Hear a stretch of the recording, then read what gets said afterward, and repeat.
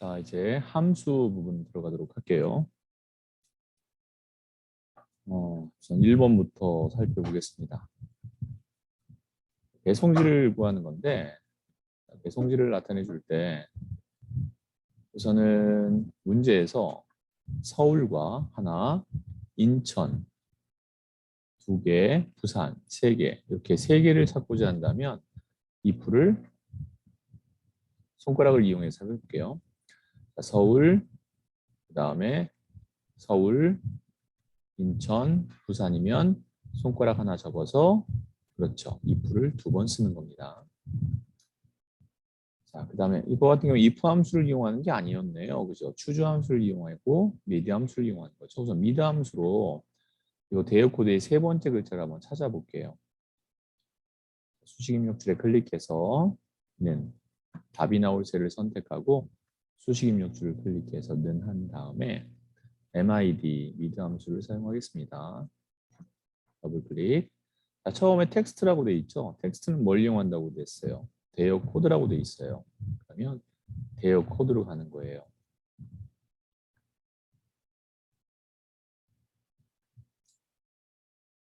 자, 대역 코드의 첫 번째 걸 눌렀습니다. 그 다음에 콤마 하면은 이제 스타트 넘버. 자, 문제에서 3번째 글자라고 있기 때문에 스타트는 왼쪽에서 3번째 글자고요. 그 3번째 글자가 0부터 9까지는 한 글자예요. 자, 3번째 글자가 1이면 1은 0부터 9까지 해당되죠? 한 글자죠. 3번째에는 한 글자 바로 닫습니다. 자, 입력 단추 한번 눌러볼게요. 어떻게 나왔죠? 좀 크게 보겠습니다. 자, T 빼기 1 왼쪽에서 T 빼기 1에 있는 한 글자가 2, 1, 2, 2, 3, 3, 1, 1, 3이 나오면 되는 거죠. 자, 이런 식으로 나오면 되는 거죠. 네, 이렇게 3번째 글자에 3번째 있는 한 글자가 한 글자를 찾아주는 거. 이게 미드 함수입니다. 자, 그 다음에 여기까지 찾아줬으면 그 다음 해야 될 건 뭐죠? 1이면 서울, 2면 인천, 3이면 부산이죠. 1부터 3밖에 없기 때문에 이건 추주 함수를 이용할 거예요. 선택하는 함수고요. 자, 추주 함수 더 부르겠습니다. 그 다음에 이게 인덱스 넘버가 메디안으로 구한 값이죠. 이게 인덱스 넘버입니다. 콤마하고요. 자, 얘 같은 경우에는 이 인덱스 넘버가 1이면 1에 대한 답, 이 인덱스 넘버가 2면 2에 대한 답. 자, 서울은 글자니까 큰 따옴표로 해서 서울이라고 써주면 되겠죠. 1이면 서울이 답이고요. 만약에 인덱스 넘버가 2라면, 그렇죠? 2면 뭐예요? 인천이죠. 그리고 인덱스 넘버가 3이라면 부산이 되는 겁니다. 이런 식으로 추주 함수를 이용해서 이 메디안이란 미드란 함수로 구한 얘 값이 1이면 서울이 답이 되는 거고 2면 인천이 답이 되는 거고 3이면 부산이 답이 되는 함수. 이렇게 해서 중복 함수를 이용해서 구하고자 하는 결과값을 얻었습니다. 자, 이번엔 대여 순위를 한번 해보겠습니다. 대여 순위는 랭크죠. 자, 수식 입력줄에 클릭하고 는 다음에 RAN K에서 랭크 EQ를 사용하라고 되어 있죠. 자, 넘버라고 되어 있는데요. 문제는 대여 순위는 대여 수량을 가지고서 한다고 되어 있어요. 대여 수량의 첫 번째 걸 선택하고 그 첫 번째 거인 850개인 요 G5셀부터 시작해서 G12셀까지 다 잡았고요. 이 REF로 되어 있는 얘는 F4를 눌러서 절대값으로 이루어져야 됩니다. 왜 얘가 절대값으로 이루어져야 되냐 하면 채우기 핸들로 밑으로 내릴 때 첫 번째 선택했던 G5는 G6, 7, 8으로 밑으로 내려가면서 내릴 때마다 너의 위치는 달라지지만, 즉 넘버의 위치는 달라지지만 이 두 번째 인수, REF의 인수는 절대값으로 묶어서 얘는 밑으로 내려가지 않도록 설정해야 되는 거죠. 요 첫 번째 잡은 얘는 밑으로 내려가면서 그 다음 순위를 알려주겠지만 이 전체 영역은 밑으로 내려가면 안 되기 때문에 F4를 눌러서 절대값으로 만들어 준 겁니다. 자, 그 다음에 콤마. 가장 큰 게 1등일 때는 내림차순이죠. 그 반대 역수는 오름차순이 됩니다. 자, 내림차순 나타냈고요. 바로 닫았습니다. 그 뒤에 함수와 글자 위를 쓰기 위해서는 함수와 텍스트 사이에 연결 연산자를 이용해서 뒤에 글자인 위는 큰 따옴표로 묶어주면 되는 거죠. 이제 입력 단추 눌러서 채우기 핸들로 내려주면 되겠습니다. 이렇게 해서 1위부터 8위까지 총 8칸으로 이루어져 있는 등 위를 구해준 겁니다. 자, 이해할 수 있겠죠? 자, 이제 3번 문제 보도록 할게요. 자, 제품이 테이블인 것도 있고요. 원터치 텐트도 있고요. 파라솔도 있어요. 지금 문제에서는 테이블 제품에 대한 대여 수량의 합계를 구하고자 하는 겁니다. 자, 수식 입력 줄에 클릭하고 답이 나올 때는 수식에는 항상 는이 먼저 들어갑니다. D썸이네요. D로 시작하는 함수 중에서 데이터베이스 함수를 가리키는 거죠. 지금 여기서 데이터라는 함수는 날짜 함수고요. 무조건 D자가 처음에 있다고 데이터베이스 함수는 아니고요. 자, 지금처럼 함수를 쓴 다음에 더블 클릭하고 첫 번째 인수에 데이터베이스라는 말이 나와야 데이터베이스 함수가 되는 거예요. 자, 데이터베이스란 우리가 2작업과 3작업을 할 때 잡았던 영역이 있죠. 그 영역이 어디예요?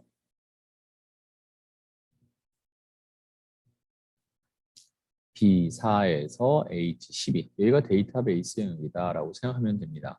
그래서 B4에서 H12까지의 영역을 잡았고요. 여기가 바로 데이터베이스 영역이 되는 거죠.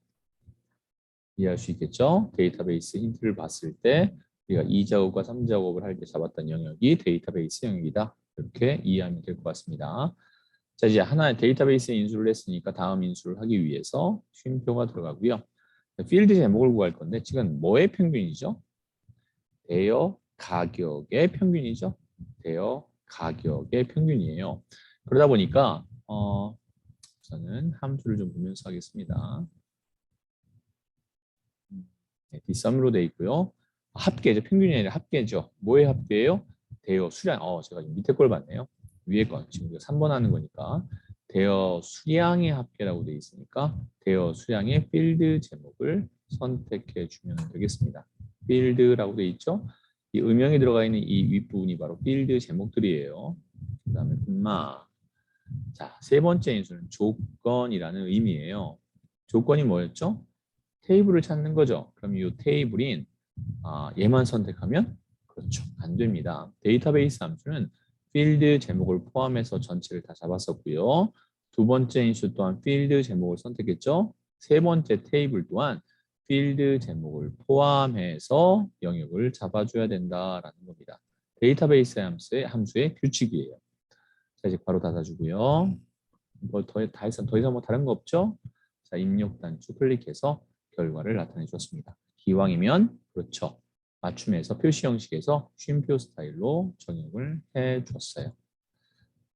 자, 이제 4번 내용을 하도록 할게요.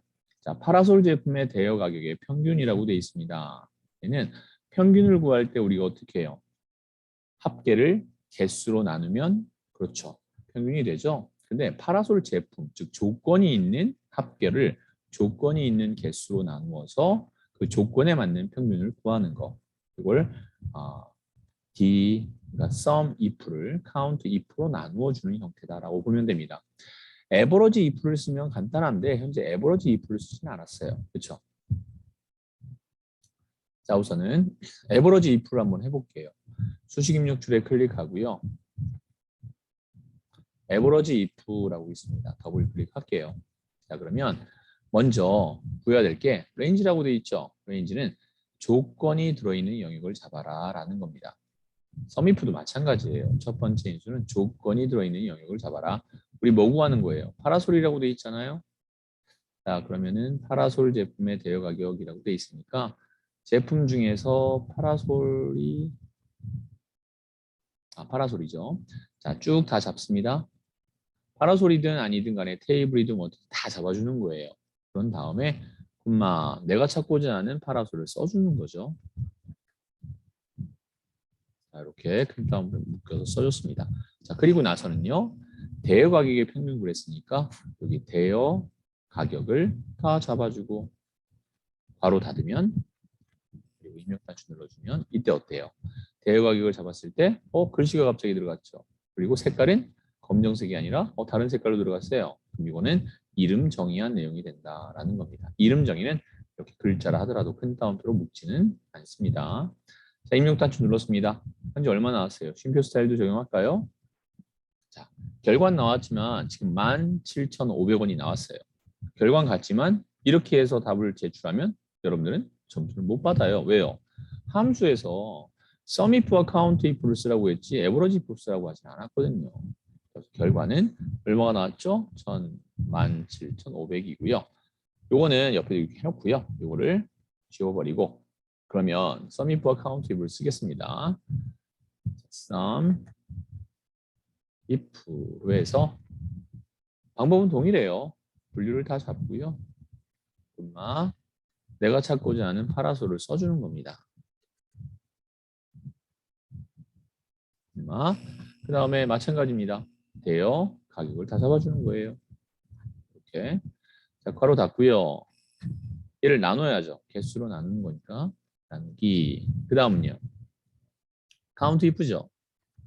자, 카운트 if의 특징은 뭐냐면 sum if의 첫 번째 인수와 두 번째 인수가 똑같다는 거예요.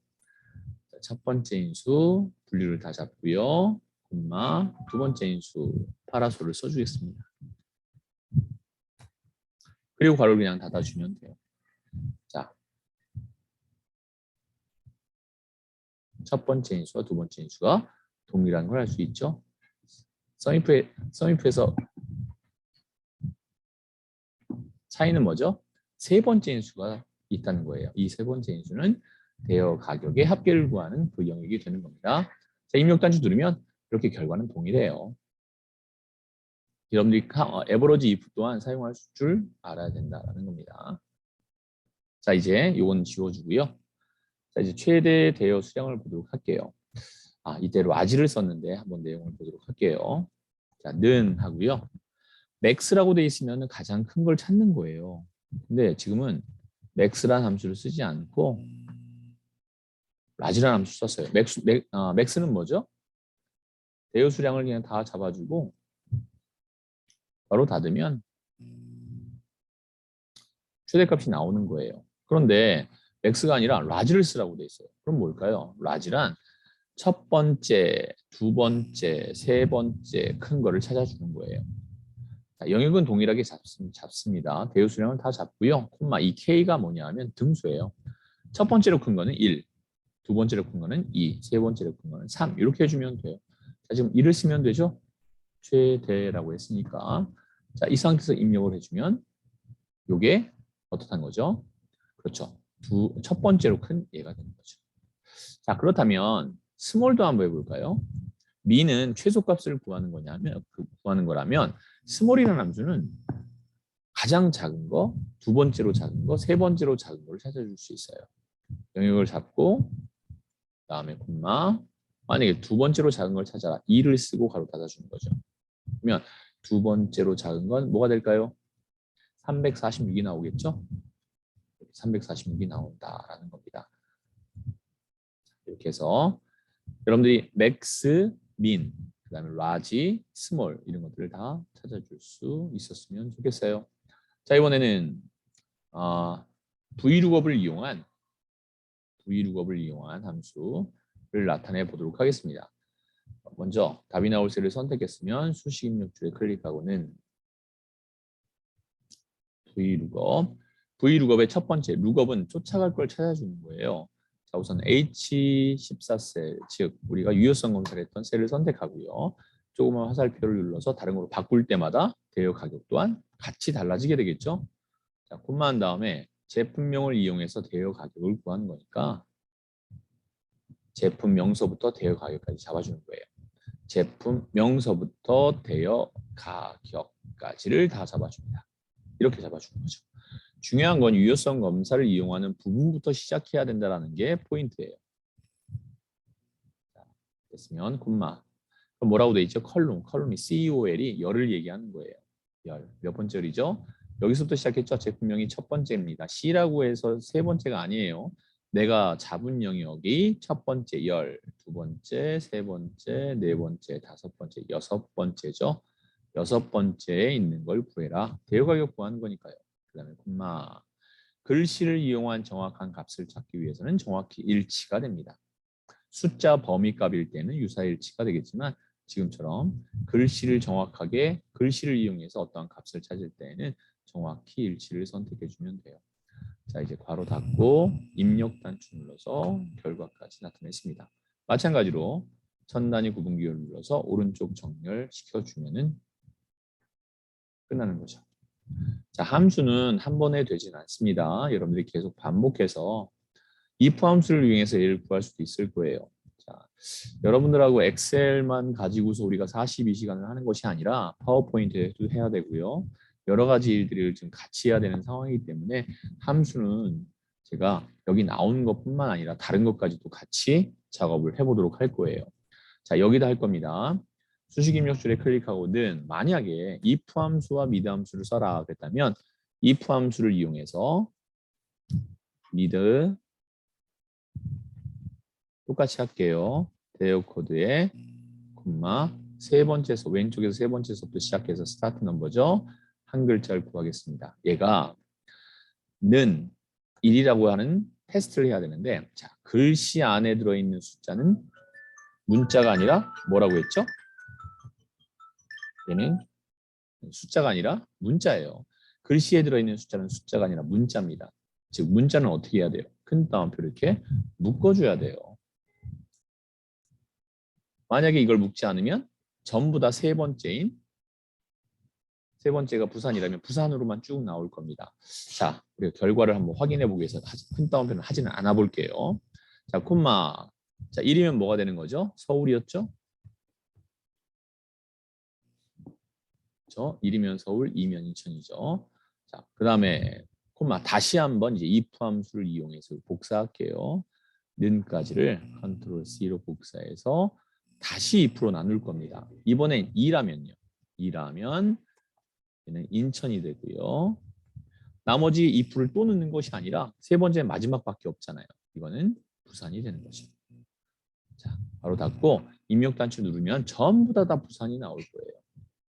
아, 왜 얘가 안 나왔냐 하면 맨 마지막 괄호는 검정색 괄호로 돼야죠. if를 두 번 썼으니까 괄호 또한 두 번 닫아야 되는데 괄호를 한 번 안 닫았더니 문제가 있다 확인했더니 자동으로 컴퓨터가 괄호를 닫아준 결과가 나온 겁니다. 전부 다 부산이 될 겁니다. 이유는 뭐죠? 그렇죠. 문자인데 문자가 없으니까 다음 턴으로 넘어갔고 문자인데 큰 따옴표를 안 해놨으니까 그 다음으로 넘어가서 전부 다 부산으로 결과가 나온 거예요. 이해되세요? 자, 여기는 그래서 이 1은 숫자가 아니라 문자에 들어있는 숫자를 끄집어냈을 때는 꼭 그 숫자에 큰 따옴표를 묶어줘야만 결과가 나온다라는 거 여러분들 잘 기억해 주길 바랍니다. 그리고 입력 단추 누르고 채우기 누르렸을 때 제대로 된 결과가 나올 수 있는 거죠. 그렇죠? 이렇게 현재 나와 있는 함수는 아니지만 다른 함수를 이용해서도 우리가 구할 수 있어야 됩니다. 어떤 게 문제가 나올지는 모르는 거예요. 그래서 지금까지 나왔던 문제들의 함수들을 이용해서 여러분들이 다 구할 수 있기를 바랍니다. 자, 우선 이렇게 해서 나타내 주었고요. 자, 이거는 여러분들이 잘 전 저장하지는 않겠지만 여러분들은 뭐 잘 저장해서 다시 한번 여러분 했던 거 체크해 보기를 바랍니다. 자, 이거는 전 끌 거고요. 계속 이어서 나가겠습니다. 두 번째 시간이죠. 자, 두 번째 거 열어보도록 할게요. 얘는 닫고요. 두 번째 문제입니다.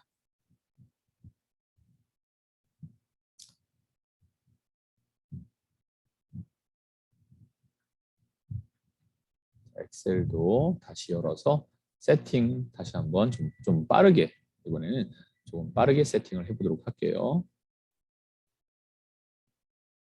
자, 먼저 더하기 Shift 누르고 시트1 선택 A열에서 마우스 오른쪽 클릭 열너비 1 확인 전체 셀 선택하고 글꼴은 굴림입니다.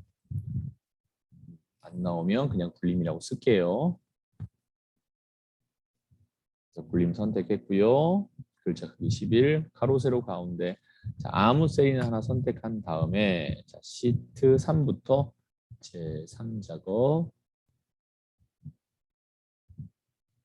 제2작업,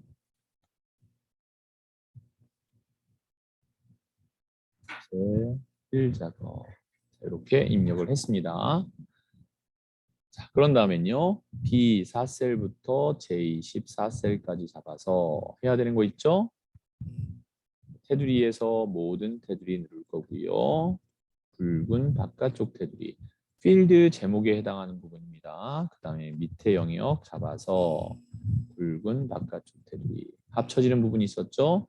이 합쳐지는 부분은 문제에 따라 조금씩 달라요. 무조건 지금까지 했던 패턴대로 그냥 하면 안 되고요. 꼭 확인을 해보길 바랍니다. 이렇게 해서 한번 보면 지금까지 했던 패턴 그대로죠. 자, 영역 잡고 컨트롤 누르고 영역 잡아서 병합하고 가운데 맞춤했고요. 대각선 부분 하겠습니다. 셀 서식에 들어가서 맞춤해서 맞춤이 아니죠. 테두리죠. 대각선을 나타내 줬고요. 그 다음에 음영 들어갑니다. 여기 하고요. 여기하고 여기였죠. 위치 확인해 볼까요? 자, 음영은 얼마인지 주황으로 되어 있네요. 음영 주황으로 나타내 줬습니다. 자, 그 다음에 하나를 좀 더 볼까요? 천 단위 구분 기호들이 다 들어간 것 같아요. 그렇죠? 예, 천 단위 구분 기호들이 다 들어갔고요. 이 경쟁률은 소수점 둘째 자리까지 나와 있습니다. 우선 천 단위 구분 기호를 나타내고 어디서부터 어디까지인지 볼게요. F가 아니라 2, 5셀부터 2, 5셀부터 2, 5셀부터 잡아서 천 단위 구분 기호 나타내 줬고요. 그 다음에 여기 부분만 그렇죠? 소수점 둘째 자리까지 돼 있죠. 여기 부분만 자릿수에서 소수점 둘째 자리를 늘려줄게요. 한 번, 두 번 이렇게 두 번 눌러서 나타내 주었어요. 자, 한번 내용을 한번 적어볼게요. 그렇게 나오는지. G 곳을 선택했고요. 26.21 엔터 쳐보겠습니다. 그대로 유지가 되죠. 다른 곳에다 하게 되면 26.21 하고서 엔터 쳐볼게요. 소수점 이하 자릿수가 사라져 버립니다. 그래서 소수점 자릿수를 나타내 준 거예요. 자, 지금부터는 이제 입력을 하도록 하겠습니다.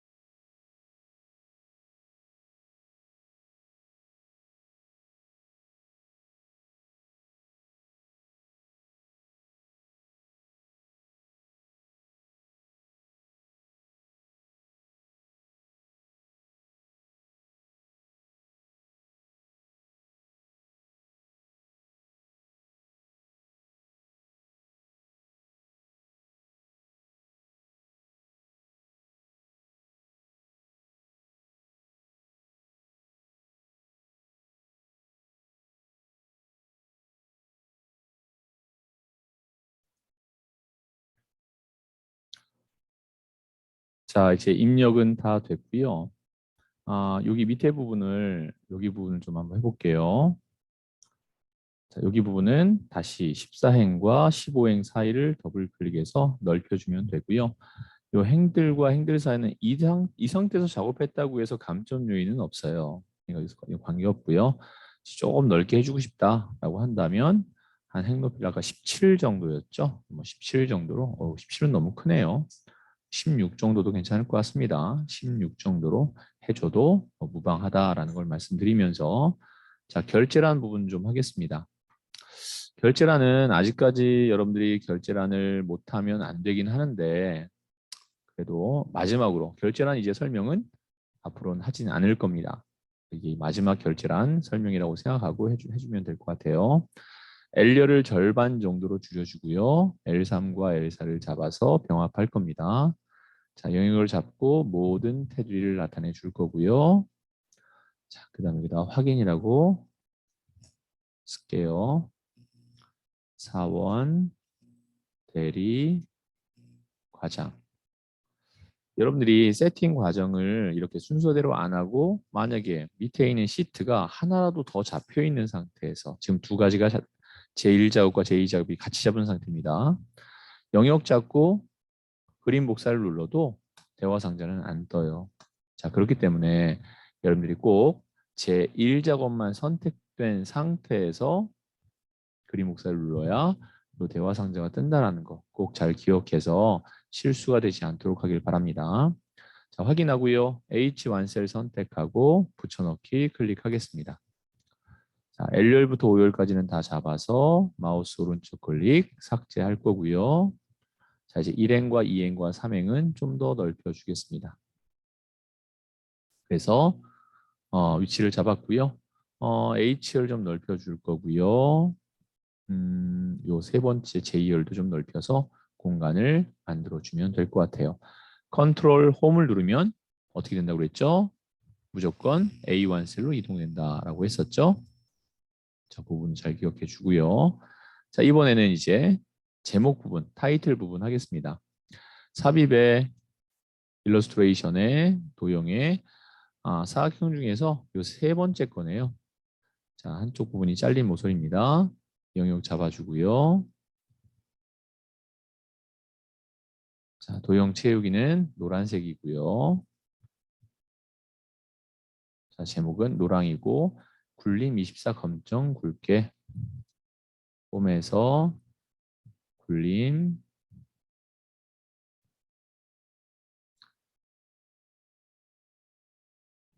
굴림 24 글자 색깔 자동에 굵게 가로 세로 가운데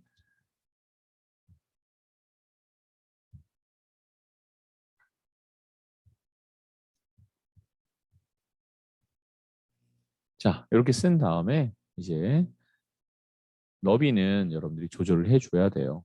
이대로 그냥 끝나면 안 되고 이 너비는 꼭 여러분들이 내용이 다 들어가서 나올 수 있도록 해줘야 되고요. 자, 하나 더. 그림자가 있었죠? 그림자는 가운데로 되어 있네요. 오프셋 가운데로 되어 있으니까 이 쉐이프 형식에 들어가서 도형 효과의 그림자를 가운데로 설정을 해줘야 됩니다. 자, 또 하나. 보기에 들어가서 눈금선 체크 해제하는 것 또한 잊지 않길 바랍니다. 1, 2, 3행의 크기 조금만 더 크게 한번 해볼까요? 조금만 더 크게 해서 잘 보일 수 있도록 해주고요. 모집 인원과 지원자 수 또한 조금 더 넓게 해주겠습니다. 자, 이번에는 셀 서식을 나타내도록 하죠. 자, 셀 서식은 E5에서 E12까지입니다. 자, 여기 부분 잡고 뒤에 명이라는 글자가 들어갈 수 있도록 설정할 겁니다. 자, 여기죠. E5에서 F12까지 뒤에 명이 들어가야 됩니다. 여기까지죠. 마우스 오른쪽 클릭, 셀 서식에 가서 표시 형식의 사용자 지정, 천 단위 구분기호 선택하고 그 뒤에 명이란 글자를 썼을 때 위에 보기에 잘 나온다면 굳이 큰 따옴표는 해줄 필요 없습니다. 컴퓨터가 알아서 해주니까요. 자, 확인했습니다. 대신 그렇죠. 오른쪽 정렬로 나타내 주는 거. 이거 잊지 마세요. 숫자는 오른쪽 정렬이 맞습니다. 이름 정의하겠습니다. 여기 부분이죠. 25에서 22까지 이름 상자에다 모집 인원이라고 쓰죠. 혹시 모집 인원인데 제가 오타가 이렇게 났어요. 그리고 나서 엔터를 쳤습니다. 그럼 다시 여기다 모집 인원이라고 쓰면 안 돼요. 여기다가 다시 잡고 모집 인원이라고 쓰고 엔터를 쳤어요. 그래도 모입 인원이라고 나오죠. 자, 수식에 들어가서 이름 관리자라는 곳으로 가서 자, 이것도 요 잘못된 거를 삭제해 줘야 됩니다. 그래야 모집 인원 다음에 쓴 거로 들어가는데 이것 또한 바른 방법은 아니에요. 만약에 오타가 났다 그러면 다시 쓰지 말고 이 안으로 가서 선택하고 편집 들어가서 여기다가 새로 써주는 것이 정상적인 방법이다라고 생각하면 됩니다. 자, 이제 영역을 잡았을 때 모집 인원이라는 글씨로 나온다면 제대로 이름 정의가 된 거고요. 항상 먼저 이름 정의한 것 우선으로 나오기 때문에 지금처럼 이런 현상이 일어나는 거예요. 자, 이제 7번으로 넘어갑니다. 모집 인원이 400 이상의 행전체라고 했어요. 영역을 잡아야겠죠? 행전체니까 자 이렇게 잡아줬고요. 홈에 들어가서 조건부 서식에 새 규칙을 수식을 사용해서 할 거고요. 수식 앞에는 항상 는이 들어갑니다. 모집 인원의 첫 번째 거 선택하고요. F4 두 번 눌러야죠. 자, 그런 다음에 400 이상이라고 돼 있으니까 크거나 같다 400을 써줄게요. 자, 그 다음에 파랑 굵게라고 되어 있네요. 서식에 가서 파랑 굵게 확인을 해서 이렇게 모집 인원이 400 이상인 것의 행 전체에 이러한 서식이 들어갈 수 있도록 설정을 했습니다. 자, 여기까지 해서 두 번째 수업은 마무리 짓고요. 잠시 쉬었다가 세 번째 할 때는 2작업, 3작업, 4작업과 함수까지 다 하도록 하겠습니다. 자, 여기까지 하겠습니다. 잠깐 쉬었다 하겠습니다.